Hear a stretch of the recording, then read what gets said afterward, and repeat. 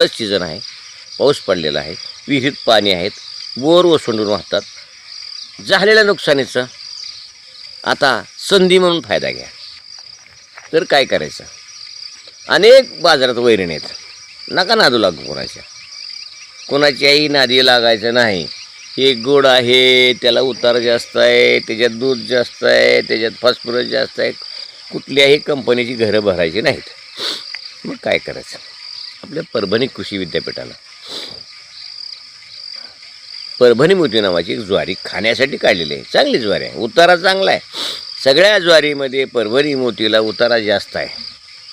तसंच तिला कडब्याला पण उतारा जास्त आहे. एक मी व्हिडिओ टाकला होता गेल्या वर्षीचा.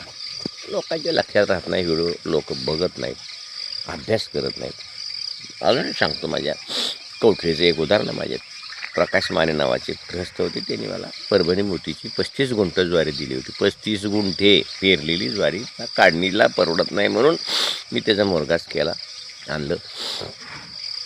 तर पहिली कापणी त्यांनी 75-80 दिवसात दिली, दुसरी कापणी 60 दिवसात दिली. 2 कापण्या छान झाल्या.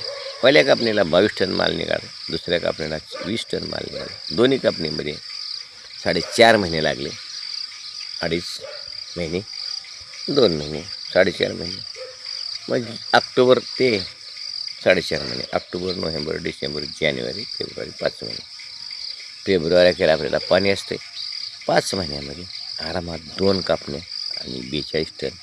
35 गुंठ्यात आपण एकरात धरू 40 टन निघालाच पाहिजे. एकरी 40 टन 5 महिन्यामध्ये आपल्याला निघेल. म्हणजे काय होईल?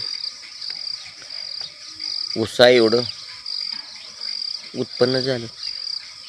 वर्षभरात 80 टन, ते पण पावसाळ्या सीझनला. उन्हाळ्यात कोण पाणी देतं?